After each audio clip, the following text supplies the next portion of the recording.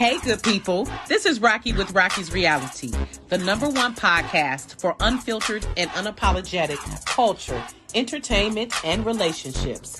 Tap in live Thursdays, 7 to 8 p.m. Eastern Standard Time, as I chat with some of the dopest artists, celebrities, influencers, entrepreneurs, and more. Make sure to catch us live Thursdays, 7 to 8 p.m. Eastern Standard Time on Facebook, YouTube, and Roku. See you soon.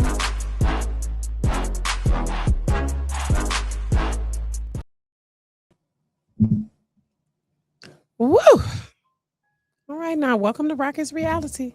All devices on silent. All devices on silent. Thank you, Joe. I appreciate it. Thank you, Joe. Y'all, woo! Let me just take a moment. Because listen, you don't know what I had to go through to get here. Feeling like I done had a Harriet Tubman Sojourner Truth Day all in one today, okay? But I made it. We made it. So today, y'all, y'all know I love my Eastsiders, my fellow Eastsiders. I just be so happy whenever a fellow Eastsider joins me. And so I was stinging him a little bit. I was talking smack. He was like, shots fired. I said, yeah, you know, we from the East Side. And I was like, Rashida, did you warn him that I'm a little crazy? So if you don't know, now you don't know. He said, I watched some of your clips. I'm like, good. So now you know. So I am going to welcome to the show without further ado, Hollywood, a for real Hollywood actor, y'all. Like, he not just in Tubi movies. He doing the damn thing. Bennie, and he done been in a movie with one of my faves, John Travolta. If you know, you know. John Travolta, I've been watching him since Saturday Night Fever. Okay, listen, go look it up, go Google it. But without further ado, I would like to welcome to the show Hollywood actor Bennie Taylor. Thank you. I appreciate it. Glad to be on the show. How you doing, everybody? He all being polite, y'all, but really, you know, we was kicking it like homies before the show. I know you got to be all poised and all of that, because you got your SAG-AFTRA, you know, membership going on and all. So yeah, I did that. So wait a minute, he was like, do I need to put the headphones on? I said, you can if you want to. I said, you ain't got no hair like me. So to worry about. Look at smooth already. It's smooth though. But let me tell you something. What I saw, they were saying how get you a bald man. So you must be a good man, because I saw this meme where it was saying get you a bald man. They good men. Is that true, Bennie? Damn good man. Okay, you're a damn good actor too. Thank you. I was feeling it, and I see how I see already. You're one of those actors who you are crossing genres. Mm-hmm. I saw the little suspense, the action, the comedy. You know, I'm digging the portfolio. Appreciate it. Hey, you got to learn how to be an actor growing up on the east side of Detroit. Oh yeah, you got to act to survive. Listen, you got to know how to pivot real well. So you have 6. I know you tired. No, you got 6 upcoming films. That's a lot of promo. That's a lot of press. That is a blessing. Yes, it is. Yes, it is. And 2 of them are coming out on the same day. Mm-hmm. So that's actually next Friday. I think so. We got it just in time. Yep. And one of my favorite franchises, Friday. So welcome to the show, Bennie. Thank you. Tell us about how you got from Connor and Gratiot. Mm-hmm. And if you know, you know, that is the hood, y'all. Like, he done really started from the bottom. Now he's here. So kudos to you. No, seriously. No diss, because I'm from Mack and Van Dyke. And I'm always proud to say where I've come from, because I believe that really exemplifies how far you've come. When you've come from, and I don't know how old you are, but you know, the era that we've come from and the city that we've come from, and just the renaissance of the city itself. And that's like your journey has been that, in a sense, because you started there and now you in Hollywood. I'm trying. Like, for real. So talk about that journey. The journey was strenuous, but I was already kind of in the business doing things behind the camera. But the big thing that happened for me was it was a bad thing and a good thing at the same time. It was the pandemic. So I had friends already in the industry. When the pandemic came, everything shut down. So one of the friends of mine was actually an agent, and she said, hey, I need somebody on my roster to look like you. And I was doing voice acting at the time. Okay. And so I said, what do I got to lose? But I had a business where I was taping actors auditions. So during that time of me taping all those auditions, I was inadvertently teaching myself how to act. So when I finally got that first audition from the agent, it was a commercial, SAG commercial, booked it. Next audition, another commercial, booked it. So we talked and was like, wait a minute, we got something here. Can I submit you for television and the movies? I said, why not? Nickelodeon, booked it. Disney, booked it. And we so we just kept rolling. I might be kind of good here. I might be kind of good at this acting thing. Yeah. So I thought that maybe this was like a 15 minutes of fame thing. I'm like, you know what? I'm going to just have fun while I'm here. But it just kept going. It just kept going. 1 year, I booked like 7 straight projects back to back to back. And it would have been more if they'd had more time. The next year, the same thing. And the project started to get bigger and bigger and bigger. And I was getting a ton of auditions, all these callbacks. And it's just like, you know what? This might not be a fluke. So I just kept going with it. So wait a minute. When you were growing up as a kid, you did not have dreams of being an actor, or this just was like just something that was happenstance? Or as a kid, we were watching television, we watch our favorite television shows, and we say, oh, I want that to be us one day. But I never thought that I would be in a position like that. I always thought I'd probably be a ball player or something like that. And I actually did try to play, sports, and that didn't work out too well. And I just went and started a business, and I was watching other people do it. And then when this came out, to be honest, I still can't believe it. It's still unreal to me. Yeah. So what so far? So this has only been like the past 6 years. Mm-hmm. So you were behind the scenes. You were doing like production work, editing, video compilations, things Stuff like that. Yes. So how does that show up when you're on set? Do you find yourself like checking to make sure they're doing what they're supposed to be doing when you're on set? I'll be looking for everything. Like, so when you a jack of all right? trades.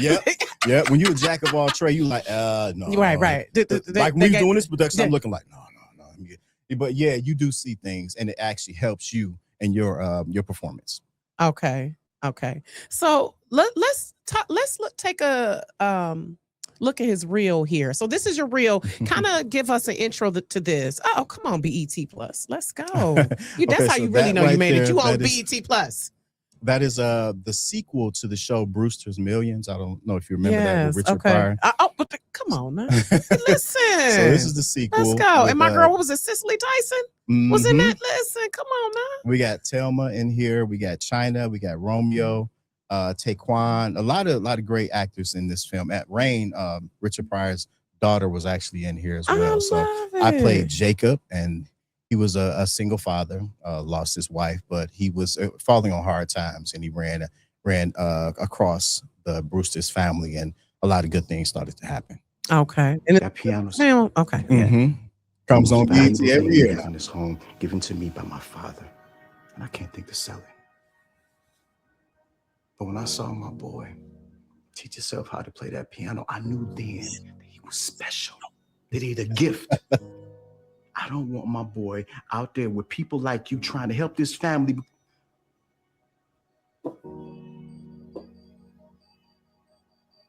Because I can't provide. No, he's got to be in the system. Listen, this show is.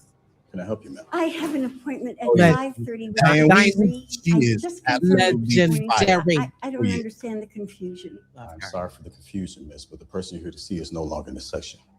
No, he wasn't going to be transferred till tomorrow, and that was Listen, For centuries, our land This has been right known here as a is a wilderness series called with no Right. previous human inhabitants. Sony Pictures. But the truth has been always around us. For example, First guest star role, 1937, current guest star role. archaeologists discovered the Jones County cave drawings and artifacts, which we now know It's as amazing on this film. the mound builders. Ah, man, don't even worry about it. Anything for you. Anything for Justin of Atlanta. Appreciate you. Thank you, Mr. Wash. Oh, you stay an extra hour. Tyler Perry. And all them burgers coming out of your check. where's the bludgeoning? And this Oh, look. At that angle right there, all you can see is her dumping the body. Oh my God. There she goes. Play it again. You have those tiny cans. And this right here is Showtime. Hey, girls. Are you It's okay. It's okay. You know this guy? No, he booked They do know me. They do know me. That's funny. No, they do. We don't know each other well, right here, but they know me. Really manhandled. Yeah. A lot of It's okay. he had to come and stop me. Yeah. You don't know what's gonna happen. Yeah. Okay. Yes. Wait, why are you? No. You don't understand. All right. Go about your day, sweeties. Okay. Very. I love boss would like a Roswell, New Mexico, the CW. Very shook. And she also requested Liz What do you think Ortega about this? to deliver to I'm on the roof. scared of aliens. Aliens all around. Well, this is new. This right here with me and DC was just totally. He is hilarious. DC Young improv. Fly. Oh, Listen. He Ladies, get it all up. Make sure you grab Boss, you want me to call this in? Oh, DC. But we had Don't they call. cut out. You Me and DC late. had back and forth, Call. and they cut out a lot. Well, I No. Call Winslow. You are late, man. Come on, man. Rule number 1. When somebody come in here and rob the place, what do? Grab your gun. You ain't got no gun. Brother, you got a vest for nothing. What the hell, man? And this, I wish. Hey, what's up, Chris? You know I did you a favor by bringing you on, right? Awesome, Yeah, look, amazing show. here's the money back for my shift, all right? Another NBC. You had a rough night. Hey, do me a favor. Give him like 40 minutes before you call the cops, all right? He's absolutely amazing. If I had an uncle like you, my life might have turned out differently. Byron and Clive just walked in. So much fun on this. So many talented kids on that.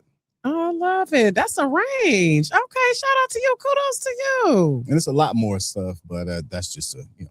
Yeah. So how have you learned to what is your favorite genre? Ooh, something that I got a chance to film this year is superhero. I just finished 3 films. One of the films I'm actually playing a super villain. Okay. I can't talk too much about it. Oh. But for right now, what I have filmed, actually Buddies is that is like a dream come true, and Coyote vs. Acme is something that I always wanted to do. Did you grow up watching Looney Tunes? Oh, yeah, yes, listen. I did. Yes, Okay. I did. So you said it's like a Who Framed Roger Rabbit. Yes, type, it's like okay. real life and cartoon animation put together. So yeah. Okay. And that's one of the movies coming out along with Buddy on Mhm. August 20th. Yep. Okay, Buddy is a little Buddy something else. you know what? I want Joe to play the coyote. But Buddy's our friend. Yeah, I don't know about that type of friend. All He he a little. wants to do is hug you. Yeah, he. So wait a minute. When I looked at that, is that is that going to be any live action as well? Or is that just the kids and him? Buddy, it's like, okay, you remember Pee-wee's Playhouse, right? Yes. So it's pretty much, without giving too much, it's the show. You're actually going to watch it from the show's perspective, and then you're going to watch it another from a feature film perspective. Okay. So I can't tell you, because if I let you know, then you'll kind of know the plot. So I want you to go see it. Okay, I'm gonna send Joe. I want Joe to Joe, I'm gonna send you the clip too. I do want to see Coyote versus Acme. Because we want to be happy around here. Buddy is a little on the S&M tip. So it's a bit much. It's a bit much for me. So can we go into this clip of Coyote versus Acme? I emailed it to you, Joe. So talk about what that's like to be part of a franchise. Like, is this connected to the Looney Tunes? Oh, Is yeah. it's so? What is it like to be part of a legacy franchise like that? Because Looney Tunes that was the real cartoons back in the day. Yeah, it was a dream come true, because it's an all-star cast for one. I got a chance to work with the famous puppeteers who actually, did stuff like Sesame Street, Looney Tunes, all the other cartoons, and just being there on set, because it was huge. It was like they bought out a whole city block, blocks upon blocks, to film this project. Wow. And just it took me a minute to realize what was really happening. It still hasn't hit me yet. I still get, I get like goosebumps just thinking about it. But it's a beautiful thing. It's a beautiful feeling. It's a dream come true. I love that. I love that. Okay, let's go ahead, Joe. And this is Coyote versus Acme, which this is a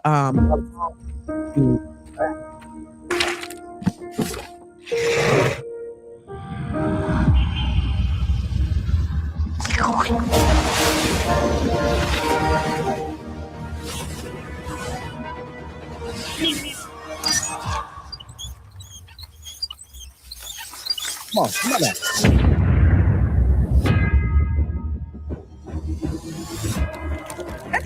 horribly injured by a product made by the Acme Corporation? It's not your fault. There's probably someone to blame.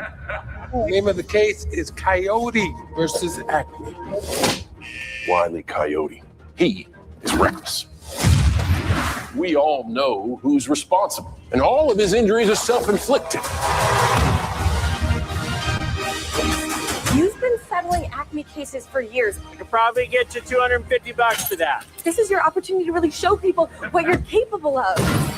These companies think they can do whatever they want. We're sick of it. Acme, act you. Nothing to see here. We really have nothing. We both know it would be very unpleasant if anything bigger were to become public.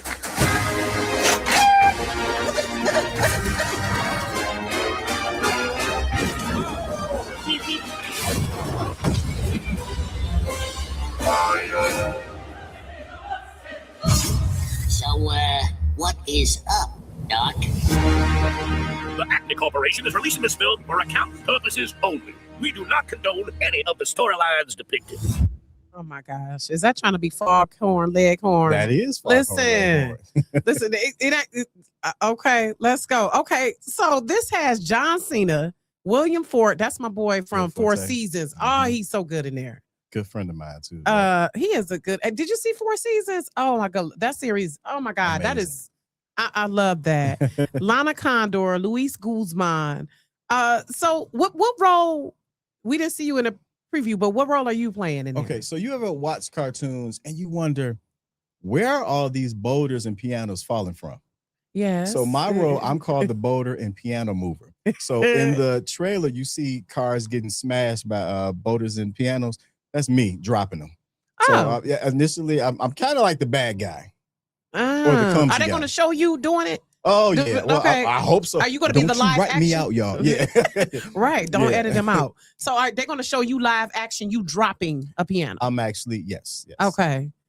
I love it. So how do you decide which roles? Do you have that same agent who you've been working with? I do. Okay. Good. So how do you decide which roles you're going to take? Well, we have a conversation before we start our partnership, and I let them know where I want to take my career, what roles I'm looking for, and what roles I don't want to do. And we kind of just meet up from there and we just go for it. Like if we get an audition and it's something I'm not feeling, then they know me before I even say anything. So they were probably rejected or, something like that. So what's in the no pile? Woo, I don't want to say, because I don't want nobody to start hating me, but there are certain roles that I'm not really great for. But I try to stay more positive roles. Of course, I play evil guys a lot, but I don't want to do roles that are going to scar people. Have actual real stalkers thinking I'm the real person or something like that, or roles that will offend people. Would you play a gay man? Would I play a gay man? Listen, I gotta ask.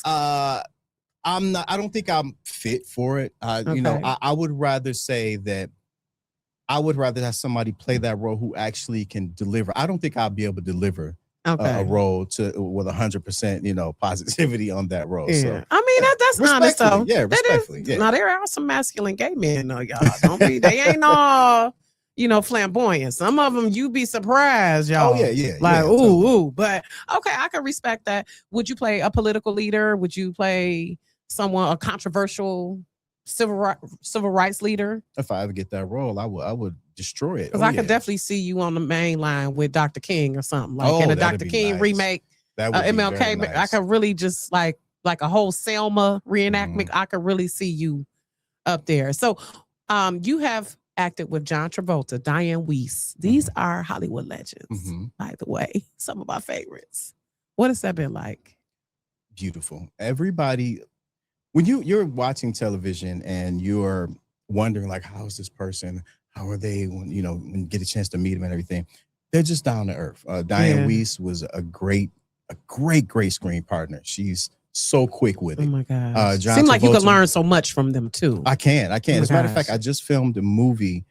It's called, I don't know how much I can say, but it's called Drifter. And there were 4 big, huge names on there. One of the the lead actors, he was like a mentor as well too. He was just showing me the ropes and like, hey, try this along with what you're doing. But working with people like that who I've grown up watching, it's an amazing feeling. And so far, I have not had a bad experience. So okay, yeah. Good. Because Julia Stiles, girl, where's she been? She's a sweetheart. Mina Suvari, come on now, American Beauty. Mm-hmm. Where you been? Like, listen, I know my peoples now. I know my people. So for you, what would be the dream role? Okay. My dream role, believe it or not, in Buddy and Coyote vs. Acme. That was 2. Okay. Now, if I get on the Marvel stage or the DC stage, okay. there we go. Because you in that superhero one, but to get on the Marvel. Yeah. Okay. Would you want to be a good Marvel or a bad Marvel? You want to be, because you got that menacing look. He was talking about the pictures we took. He was like, I'm looking mean. I said, you got that Ice Cube. Looking mean. You do. I mean, you got that Ice Cube. I mean, it's all right. Though. Listen, come on now. So how has growing being a Detroiter prepared you? Because listen, we are a rare breed, and going somewhere like LA, like it can chew you up out there. Well, so how did growing up in Detroit prepare you to be out in LA? Well, as you know, coming from Detroit, we are very hard workers, blue collar. We like to go out there and we grind. Most people that are in those states, they kind of have a lot of things handed to them. And the thing that has helped me, growing up from Detroit is that when I want something, I will stop at nothing to get it. And I will just push hard and grind to get to that spot. So that's just that don't quit attitude. I love that. So for you, David, what have you learned about the business of acting? Call me David. Did I say David? You call me David. Oh my gosh, y'all. I'm like, who is David? I'm glad. Good thing we ain't lovers though. Ooh, child, that would have been so messy. Oh, that would have been like, my apologies. As an explanation, that's the Freudian slip. My next guest is David Roberts. And thank you for your patience, you all. Next guest, why you still got me on. I know. You know what? That's no, I apologize though, because that's that was a Freudian slip. Bennie, and I should know because that was my father-in-law's name. My apologies again. For you, Bennie, what was my question? Lord, I don't forgot. Wait a minute. It's gonna come back to me. See what happened? Forgot my name. Oh, the business. The business of acting. Because the craft is one thing, right? How you can learn how to mimic, you can learn how to, change your mood and have a certain tone. But what have you learned about the business of acting? That it is 10% acting, 90% business. You got to know your numbers. You got to know your paperwork. You got to have the right team. Yeah.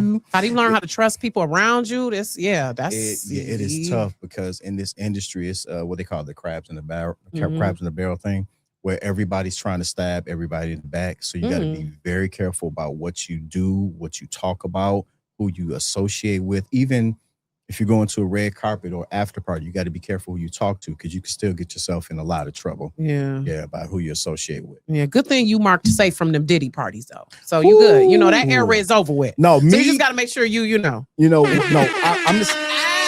the type of person. When I go to set, I do what I have to. The moment they wrap me, I go to my trailer, change, go to my room, or go home. That's it. Yeah, I'm good. I appreciate it. So before we wrap up, Bennie, where can people find you? And just give me we've got Buddy and Coyote versus Acme coming out next Friday. Okay, both in theaters. Not streaming, don't bootleg it. Go to the theater and see it. And then where can people find you? Instagram, Bennie_T_7. And heck, if you just Google my name, bam, I'm right there. And that's Bennie with the IE, correct? Yes, okay, see, I got that part right, y'all. I had to redeem myself. Not Bennie with the Y, Bennie with the IE. Yeah, and around Christmas time, you got Unbearable Christmas coming out. That's with the Julia Stiles, Alex Moffett, and a whole lot of other people. We got Conspiracy of Thieves coming out with Busta Rhymes, Emil Hirsch. Oh my gosh! Before Daylight. Well, you ever see that movie where Leonardo DiCaprio was playing Romeo and Juliet? Where everybody was rhyming in the movie. So I did a movie years like ago. That. Yeah, okay. So a period piece. Okay. Kind of, sort of. Okay. In modern times. But okay. Yeah, so I'm going to be around. You're going to see my face. You may not know my name, but you're going to be like, yeah, that's that bald head guy. Yep, that'll be me. So would you prefer TV or movies? Both. Both. I Okay. can do them both. I You would do them both. whatever take me at the time. Okay. So say I am an aspiring kid, because I saw you also like to give back to your community. Yes. So you've come back, you're having an event. Say like you're having an event on Gratiot and Connor, and a kid comes up to you and say, how can I be like you, Mr. Taylor? That's the great thing about what I'm doing. It's not about the fame. It's not about the money or anything. It's about giving back to the community. I love, and it's not just children. It's people my age, older, my seniors who have been in this business for a while and haven't got the opportunity. So I get a chance to show them the techniques and, sit them down. And I do personal acting classes as well whenever I'm back in town.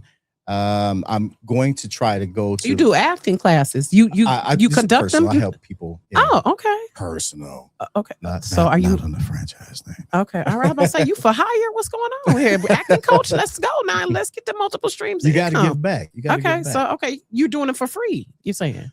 No. Yeah. Some of them I am doing for free, but you got to keep the lights on. Okay. I got you. Yeah, I'm just trying to be clear because I heard you say acting classes. So okay. Yeah. Just don't quit. Don't okay. quit. That's what you would tell you're the baby. You're going to get a lot of no's. Yeah, you're going to get a lot of no's before yes. And you got to think about it. There are going to be thousands of people auditioning for these roles.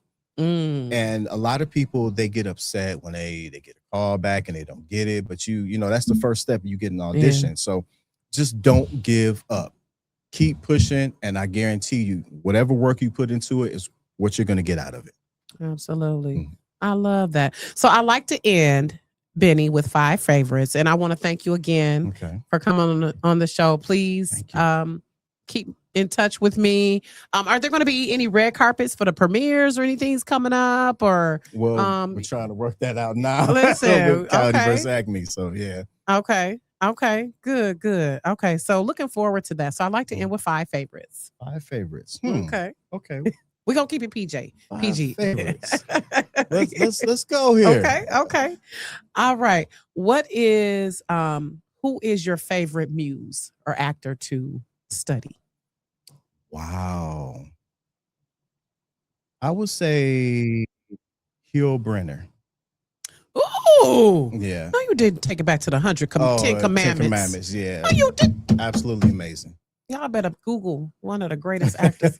Oh, yeah. Yes. And thank you for everyone tapping in. I see someone on the YouTube has tapped in.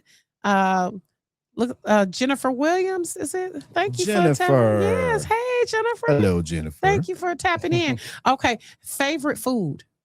Everything. No, my favorite food, I would have to say lasagna. Oh. Yeah, lasagna. Do you know how to cook it? I do. Oh, lasagna so you soup and lasagna. Yes, you a man who cooks? Oh, yeah. All right, I ain't get this belly for nothing. Y'all heard it here, ladies. He's a man who cooks. All right.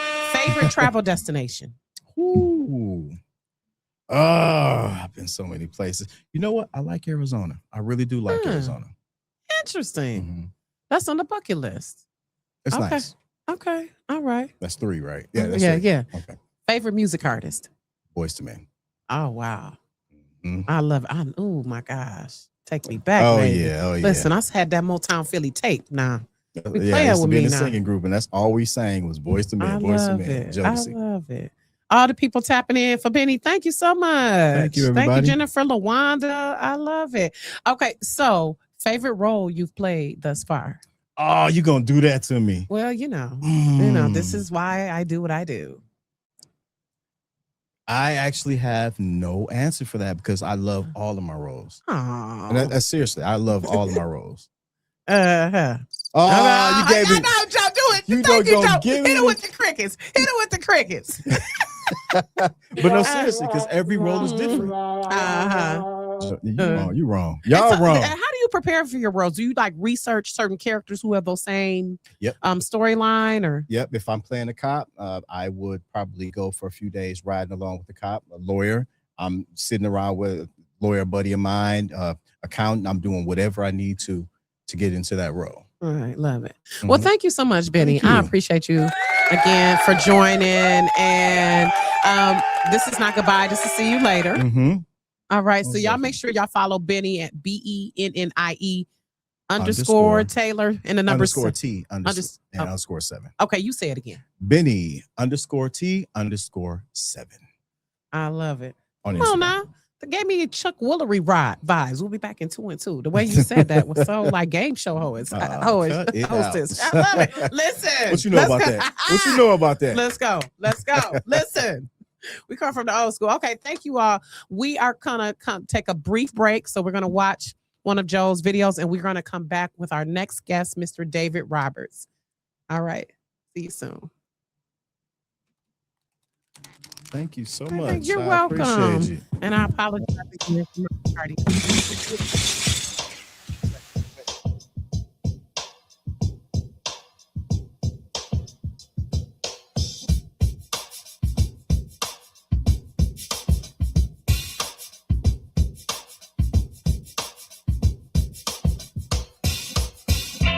Baby girl, I can't find the words to express the way I feel.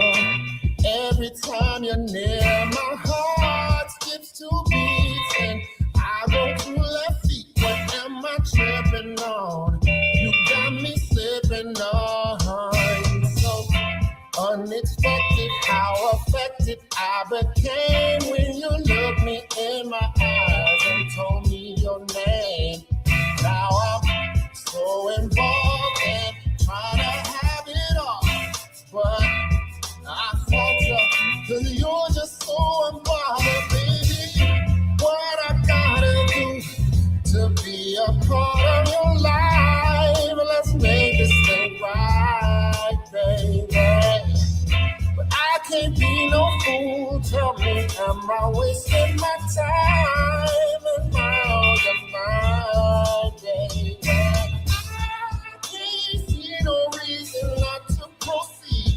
'Cause I see what I want, and I can be what you need. You say you need a good man with good love and affection to keep you safe from harm.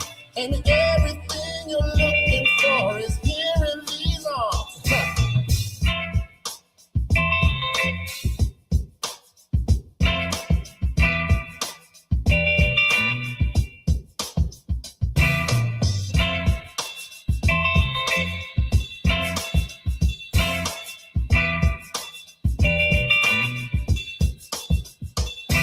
What I gotta do to be a part of your life? Let's make this thing right, baby.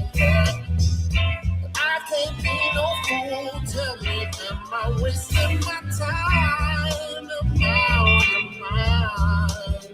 Yeah. What I gotta do to be a part of your life? Yeah. Let's make this thing right. And I can't be no fool, no. Am I wasting my time? Yeah. Hey, yeah. All right. Thank you so much, you all. Hopefully you all once again enjoyed Unbothered by Joe of the Finest Entertainment. But I want to again thank my next guest for being extremely patient with us. As you know, sometimes the showbiz things do not always go as they should, but we are keeping it moving. So I want to bring on someone who is another Detroiter, by the way, who's legendary, been in media for, I want to say like 40 years now, if not more. So kudos to him for that. So without further ado, I am going to bring to the stage Mr. David Roberts. He is the Executive Vice President, Executive Editor, Sports News and Entertainment of ESPN, y'all. Yes, the ESPN. So welcome to the show, Mr. Roberts. Thank you for having me. Actually, I've been in the business now. It's 48 years. Oh, so almost 50. Yeah, almost 50. Started in 1978. So okay, how's that possible? You only 60. Like, well, you came out the womb. Come on now. I started when I was 3. So no, I'm just kidding. So no, it's been a long career, but it's it comes to an end at ESPN at least a week from Friday. So wow. a week from Monday rather. So looking forward to that next chapter. Is it okay if I call you David, or do you Yeah, prefer that's fine. Roberts? David. David is fine. So, Okay. So, David, how are you feeling in this moment? You are a little less than 2 weeks from retirement. there's always a little bit of apprehensive when you make a move and you're talking about what's next. But there are many things that I'm considering doing as I move into quote retirement. But as my wife has described it, it is really called rewirement.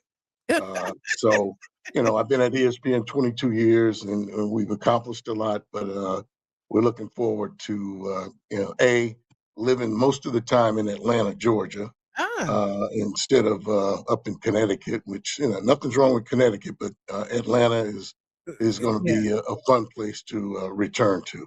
Absolutely, I'm sure. Now you just got to prepare yourself for that traffic. That's the Yes. only thing about Atlanta. And I hate that I missed you at NABJ last week, but I know we had so much going on. So Right. and I'm sure Atlanta is probably a bit more pleasant to live in Yeah. than Connecticut. So Yeah, Connecticut's fine, but Atlanta is in many ways awesome. So, but I look forward to being back in Atlanta. I worked there 96 to 2000. So, okay. So let's take it back to WGPR, a mm-hmm. historic titan in media here in Detroit.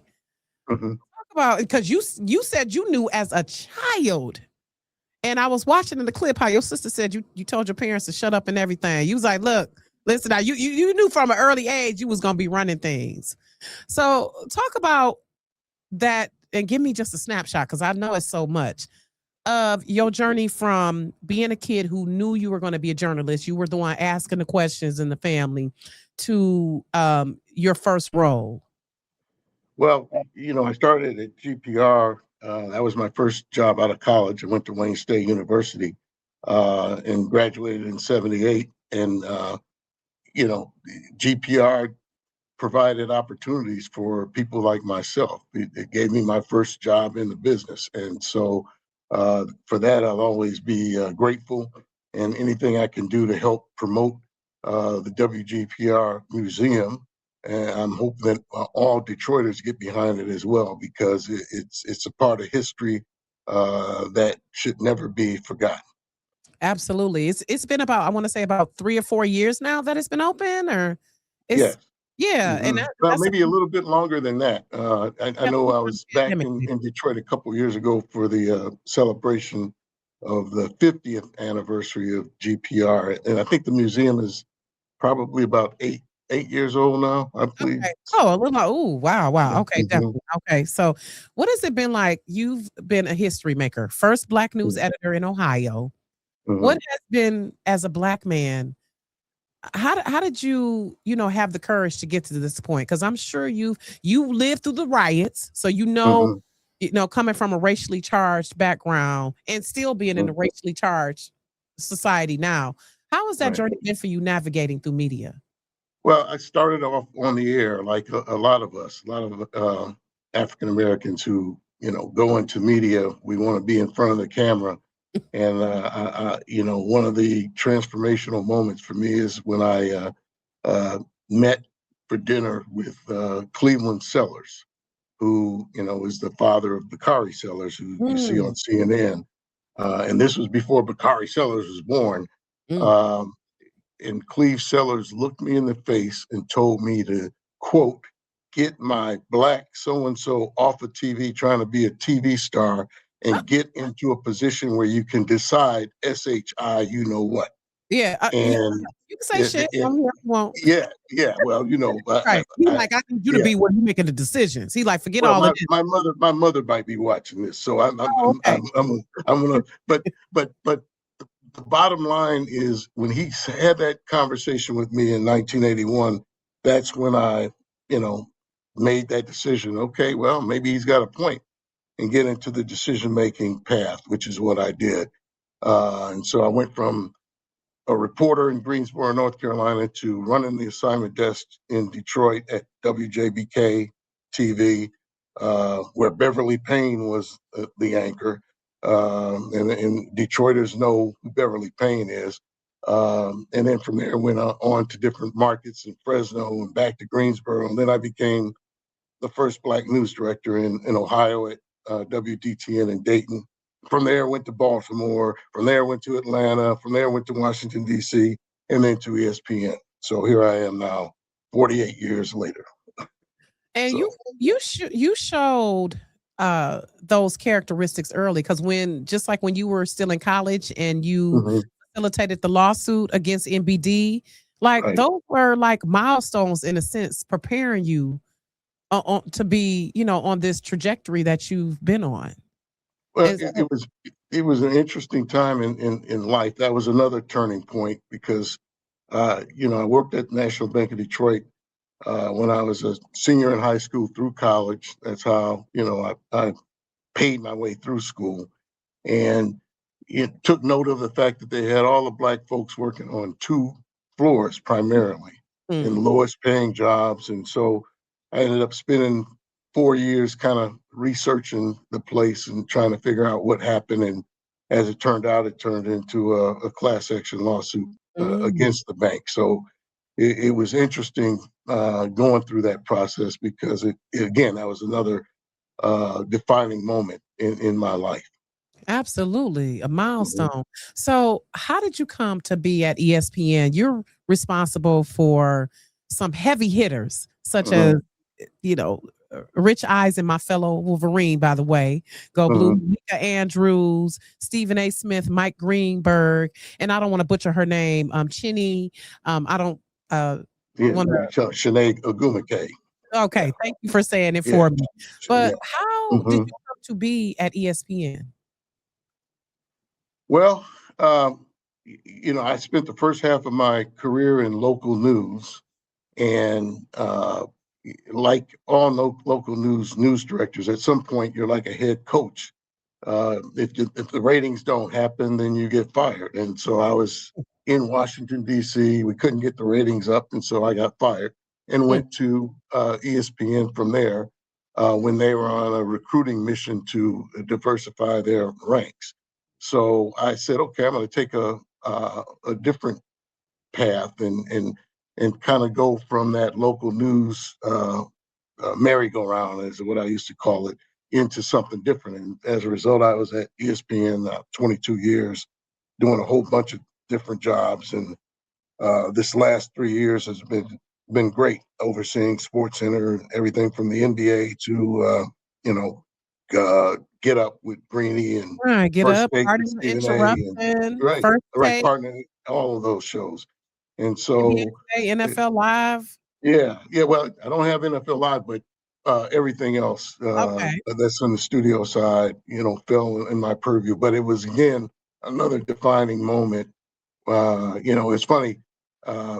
Everything has to kind of work for you in television. I remember when I was in Baltimore and we became #1, and the newspaper said, "Well, how did you do it?" And I said, "Well, I was an idiot when Montel Williams led into our news, and I became a genius when we got Oprah." So the moral of the story is, you have to have all the pieces work in your favor, and that, Oprah, any station that had Oprah had a #1 newscast. That is huge. So talk about how you landed that. How did that come together? Oprah, you saying Oprah was on ESPN or no? No, she was on the station I was at in Baltimore. Oh, okay. We acquired Oprah from the competing station, and we went from last place to first place instantly. So how did you do that? What were some maneuvers you made to make that happen? Well, it was our programming department that did a deal with the company that distributed Oprah at the time. The same people who distributed Inside Edition, Wheel of Fortune, Jeopardy, all those different programs. And so, if you had good programming, then chances are you're going to have a #1 newscast, and that's just part of it. It's kind of like at ESPN. If SportsCenter follows Monday Night Football, you're going to have a huge audience. Yeah. Okay. And so that's just part of the game. So specifically, say I'm a foreigner or like I'm your mom and you trying to explain to me exactly what you do from day to day. So is that making that decision to have Sports Center follow Monday Night Football? Is that one of the decisions you're responsible for making in your job? Like explain to me like I'm a 5-year-old, like exactly what are some decisions you do, in your day to day? Well, typically the day would start like at 6:30 in the morning, and because I would like to be there to watch all the studio shows, get up first take, and it's not like I'm a micromanager, but you have to have a presence with the people that are producing these shows, whether it's the talent, the producers, and everybody else. And so if you're overseeing those shows, you have to kind of know what's going on. And I didn't just have the TV studio shows. There was also ESPN Radio, and I'm not sure if you're familiar with Cayman Kelly, for example. I know he does a show on Sirius. Oh yeah. Yeah. So we hired him. Yeah, I hired Cayman and he became the first African American voice of a network radio sports program or network about 4 or 5 years ago. So it's those kinds of decisions that you get to make. So I thank Cleve Sellers. In fact, I had a chance to thank him in December for saying to me back in 1981, get into a position where you can decide stuff. Right. So have you been someone else's Cleve Sellers? Have you been someone to like kick someone and pull their coattail to say, look, you can do better, you can expand? Is that how you've helped to shape some of the talent?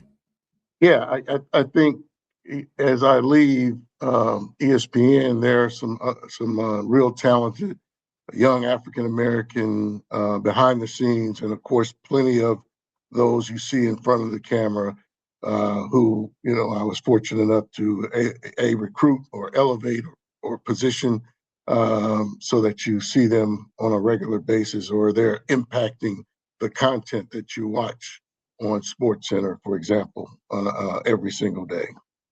Okay. So I want to ask David, we know that there have been, it's no secret that there's been some racial tensions with ESPN and some of their Black talent.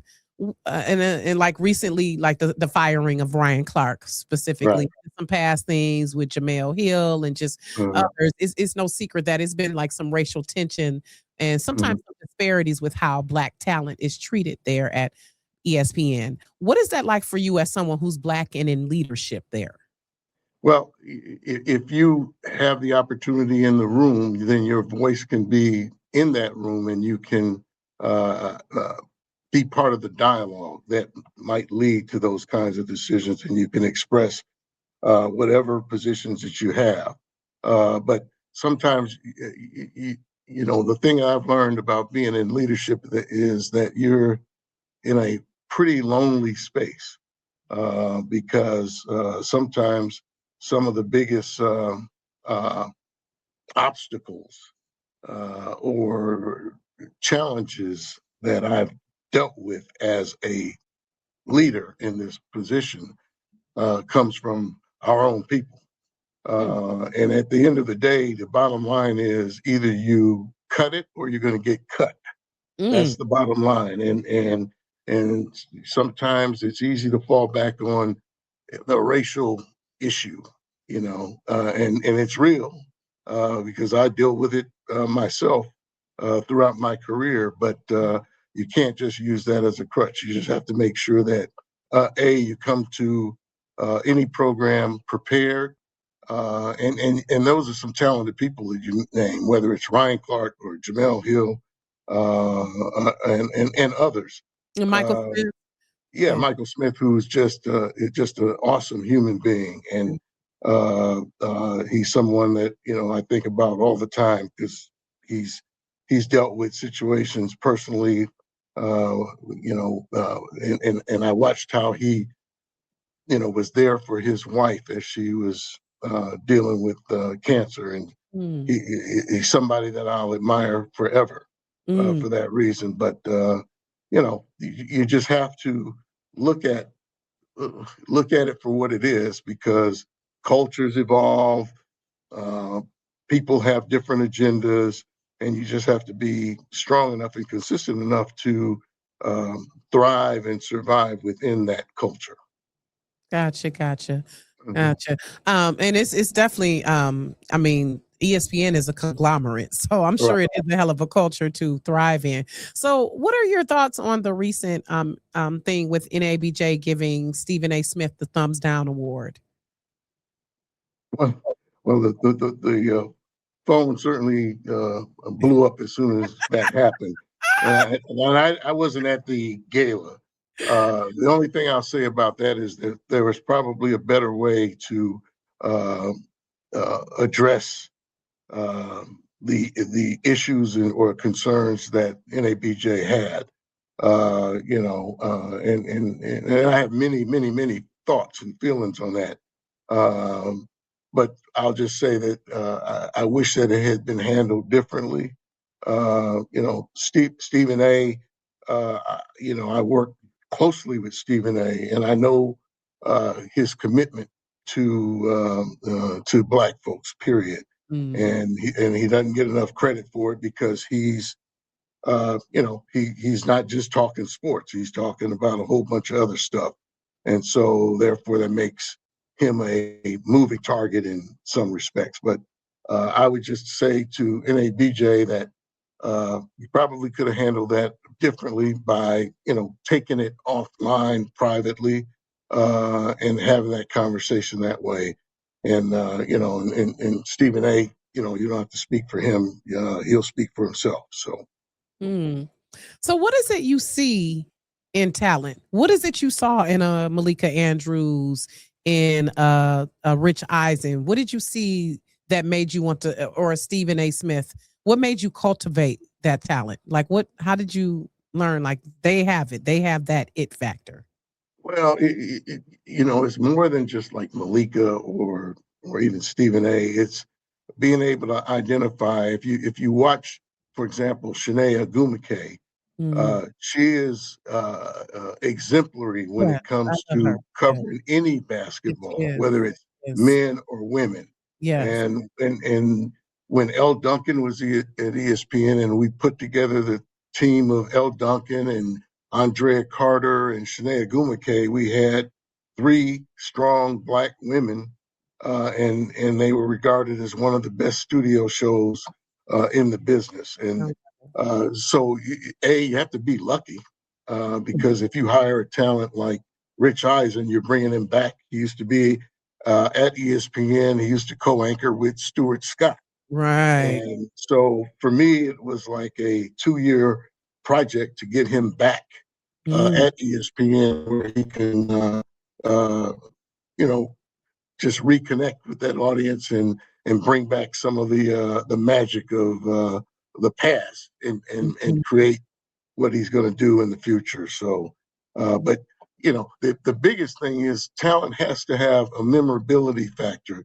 There's plenty of people on Mm. TV and on radio that are nothing Right. more than elevator music. There's Ooh. there's no That's reason to watch or listen to a lot of people that you have on the air. So people have to break through. They have to be authentic, yeah. and they have to be genuine, but they also have to be prepared, because there's Mm. nothing worse to me than a talent who's superficial, shallow, or an empty suit. Mm. I love that. Great tips. Great tips. Hmm. So for you, I want to go back to Stuart Scott because Yeah. as Hmm. someone, for me, he had to be one of the best sportscasters ever. Hmm. What was that like working with him? And because watching Booyah, it just hurt my soul because I mean, just I still to this day in my head, cooler than the other side of the pillow. I just, Right. just the way he and Van Pelt used to banter and just, could you speak to that era a bit? Yeah. Again, he anchored primarily with Rich Eisen back in the day.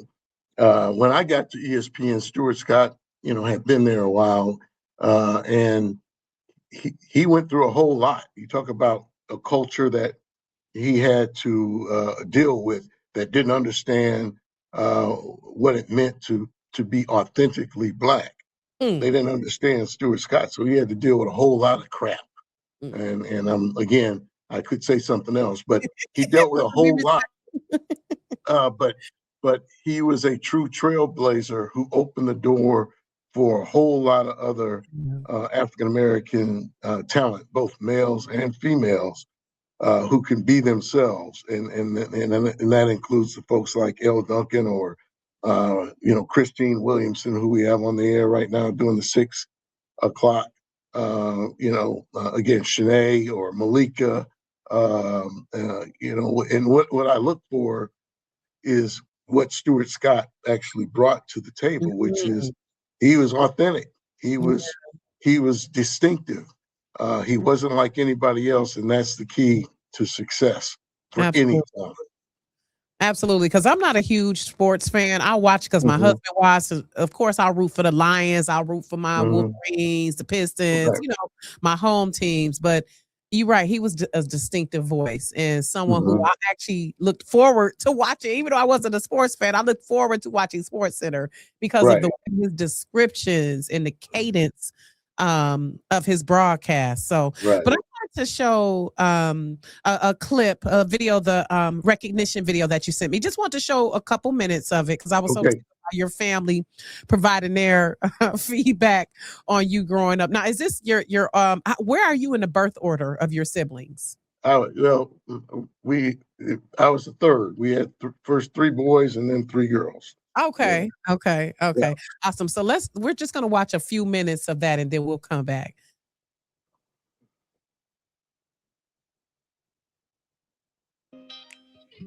How do we define impact? How do we measure change?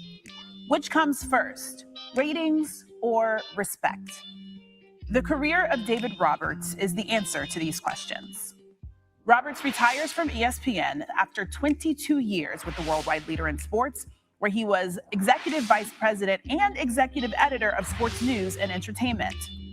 Before ESPN, he broke barriers. It is a career that spans decades. Not saying you old, but you're seasoned. We appreciate, though, your example of leadership, the fierce way that you have fought to put a variety of voices on camera, ourselves included. You have really helped build this industry, not just from the people in front of the camera, but the people behind the camera, and just holding us to a standard that we will carry your legacy for. That legacy is transformational leadership. Roberts changed the face of television.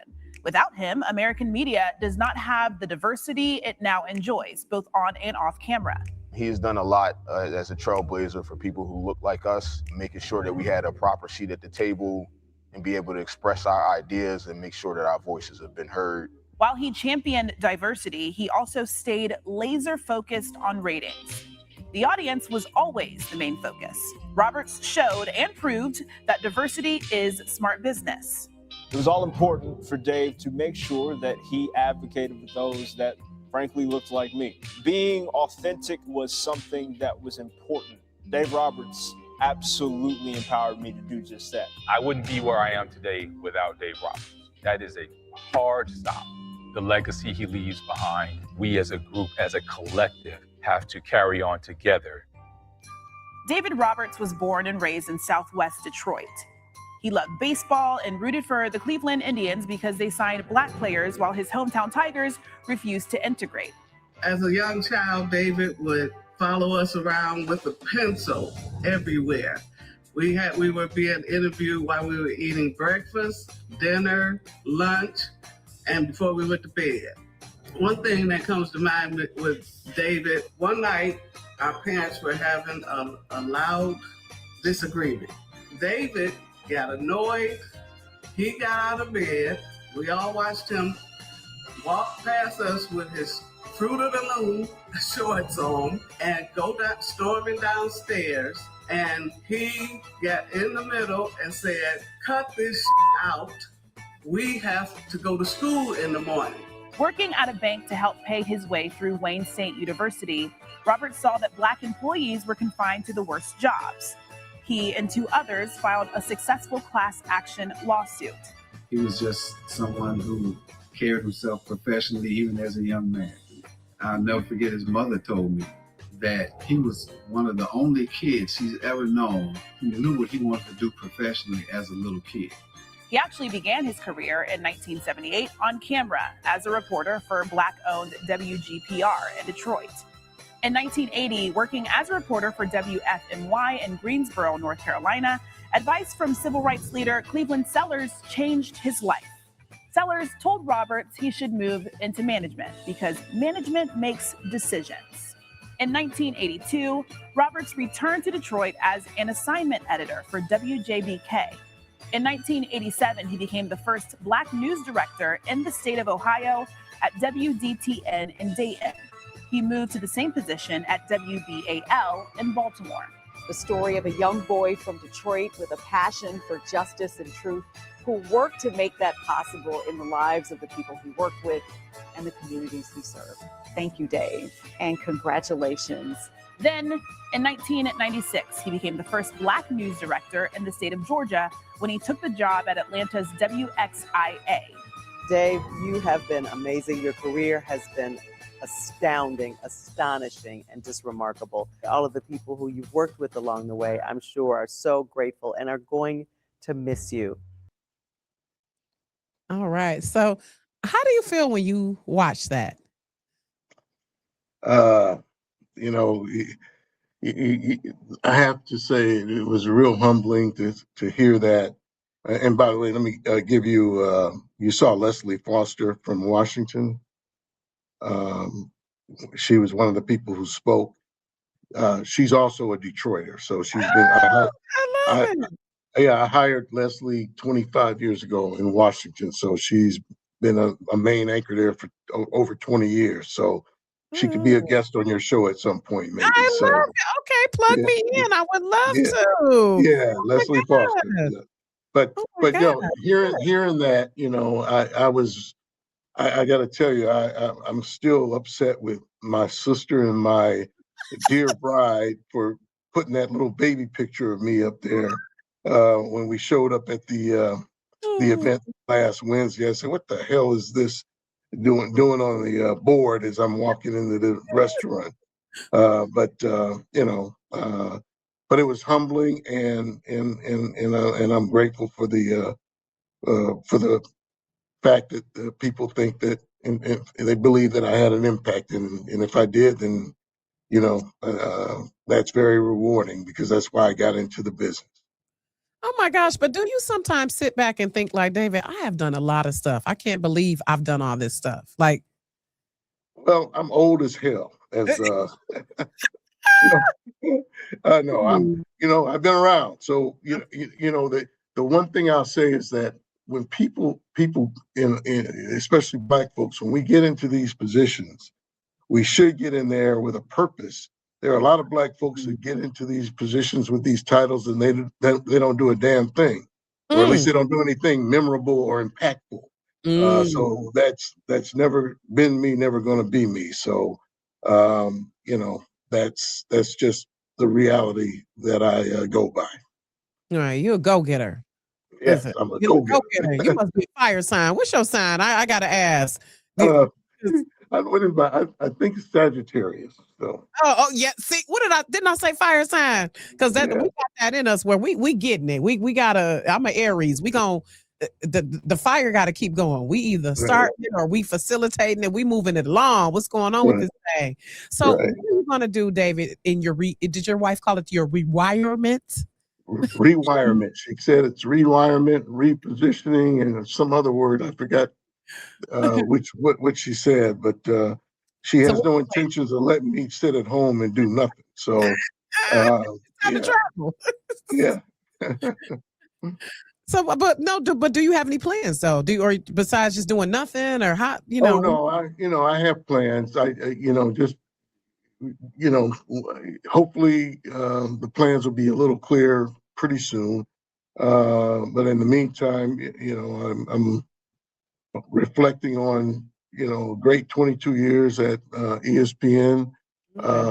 We had a whole lot of success, and I believe that a whole lot of people, plenty of good talent behind the scenes and in front of the camera are there.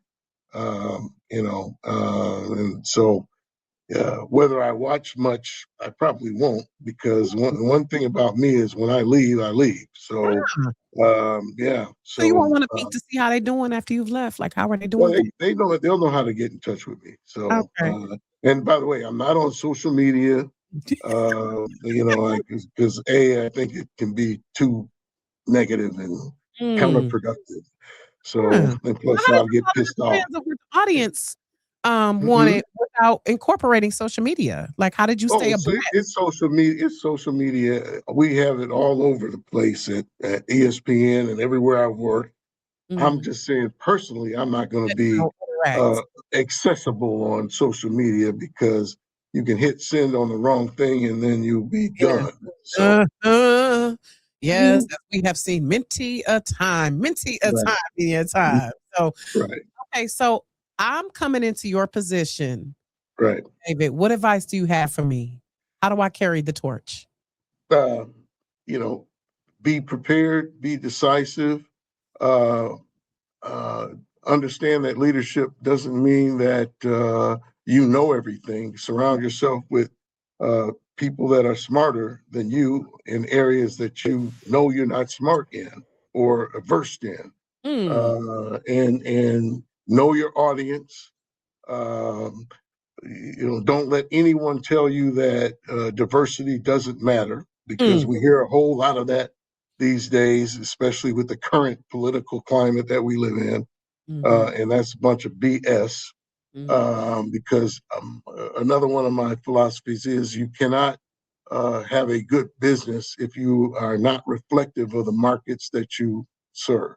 Mm. And so, And all so- races and cultures love sports. right, right. I mean, So that's something that's called cross culturally. yeah, you can't. Okay, you can't have. The NFL, for example, or NBA, 75 to 85% of the players are black. You Right. can't go on the air with predominantly white cast to Yeah. talk about those sports, Yeah. and that's just a fact and something that I believe strongly in. So those are the just a few quick takeaways that I would pass Pass along to along. whomever is in that job. Yeah. So for yourself though, David, you can Mhm. pass on lessons to them. Mhm. But what are some lessons you've learned about yourself throughout your career? Uh, that um, that I became more patient as the years went by. You know, and you have to accept the fact that not everybody's going to meet your expectations. Hmm. So, and you kind of have to learn everyone's strengths and maximum potential, and then play to those strengths and allow whatever that maximum potential is to become a reality for those individuals so that they can contribute to the overall goal. So, and the other thing is, uh, I had to have white allies in the mix for me, because if you have genuine white allies along with the people that you are comfortable with, then that can only help to open doors, and also you can sell what needs to be in any program or content arena. Mhm. Love it. I love it. It's definitely been a journey, and I just want to give you your flowers, David, because to be in a position as a black man from Detroit, that's phenomenal. Like, Yeah. and I love, and so I want to thank Mr. One of my mentors, Vincent McCraw, for connecting us. I'm so Right. glad he's done that, and he knows what to do. He knows that I love highlighting people who are making things happen behind the scenes, such as yourself. Right. Like a lot Right. of people don't Okay. realize Vincent Goodwill, right? Goodwill. What do you Yeah, mean? No, it's McCraw. Vincent Goodwill. Yeah, no, but Vincent Goodwill is another Detroiter who I just Oh, hired no, I to don't. cover. No, I'm not Yeah, familiar with him. he covers the NBA at Oh, ESPN. oh, So look him up. He's African American from Detroit. We met okay. a dozen years ago on one of my trips into the city. He's another good one that I would follow. In addition to like Leslie Foster, who is a big time news anchor in the nation's capital. So, And you but there are a lot yeah. of Detroiters. I love it. We all out there. We all out there. I don't. Yeah. People just think we are a world, a global movement. Yeah, and you're from the east side, right? You're from the east Born side. and raised, yes, sir. Yes.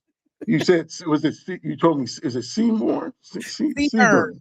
Seaburn between Yes. Mac and Goethe, Mac and Yes. Van Dyke. Yes. Right. Yeah. Yes. Yeah. Yeah. I had an aunt who lived on that street. So Okay. All right. Yeah. See, and it's like we all related. We all connected in some Right. way. And I love how we, as Detroiters, we just have that resilience that just impacts others. And it's just like Right. a common thread that Mhm. binds a lot of industries and people together. So I love Yeah. that about us. So so it's very I've appreciated the time with you. Yeah. And we won't worry about where people can reach you. Just somewhere in the ATL, shorty, maybe they can catch you during your rewirement. But I want to end with 5 favorites. And again, I thank you for your time and wish you well. Are you having a big celebration, or are you just shutting off the light, packing your box, and that's it? Well, they had that last week in Atlanta. So Okay, you already did that. where they play, yeah. So Oh, and they embarrassed you. yeah, I'm not real interested in anything else. Okay. So and they had, I'm in New York. They had a little retirement lunch for me here in the city today. So I'm done with that. So Okay. it's on to what's next. So. Right. Relaxing. Okay. Okay. Well, let's finish with 5 favorites. Mhm. 5 favorites. All right. What has been let's start out with something a little surface. Favorite food? My wife's collard greens. Ooh. Do you have cornbread with it? No, I lay off the bread, but Okay. her collard greens are enough. That's good. Mm-hmm. Did she put some smoked turkey in them? Yes. Oh, I love it. Yes. Favorite show on ESPN to produce? Get Up. Oh, okay. Mm-hmm. All right. What has been your favorite travel destination? Cabo. Ooh, Mexico, so beautiful there. Favorite place to visit in Detroit when you come home?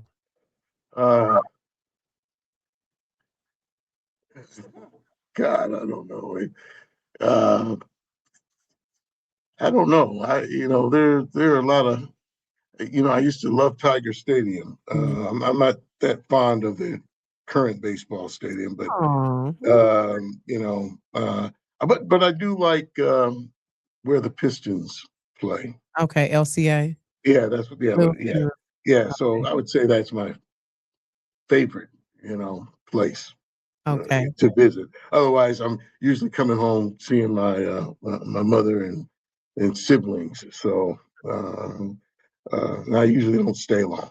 Oh, that's a blessing your mom is still living. Yeah. Oh, Yeah. my goodness. Okay, last one. Throughout your career, which has spanned almost 50 years, Mhm. What has been your favorite moment? What's been a favorite highlight? Um,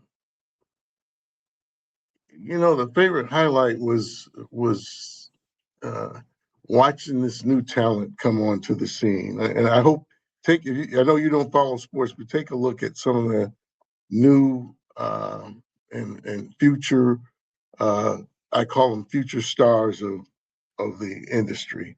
Okay. And knowing that I played a small part in making that happen. Okay. I'll probably catch it because my husband's Sports Center stays on, honey. It's on a lot of times of the day. So Yeah. I'll definitely probably catch them. Who are some names that you would like me to look out for? Oh, again, I look for Shanae Agumake during the. Oh, I love her. Yes, I love her. And I'm glad you pronounced her name for me. I love her. I've Right. loved her for a while. Look for Andrea Carter during the WNBA playoffs, and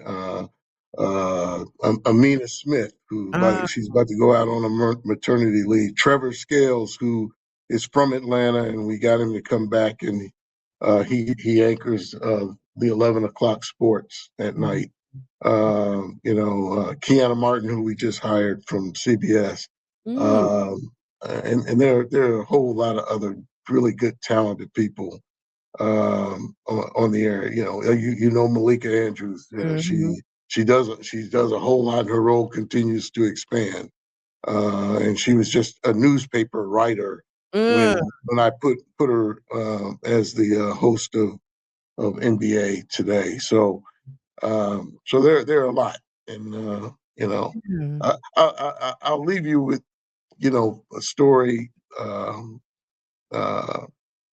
I guess one of the favorite things that I did was when I was in Atlanta as news director, we had Black History Month series, and she was 12 years old at the time, but Raven Simone was the face of our Black History Month series of stories, and that was like in 1998. So that it's things like that you can have an impact on if you get into that decision-making role. So I love that. And we know Raven Simone she's a baby. We remember when she was a baby. So I thank you again, David, for your time.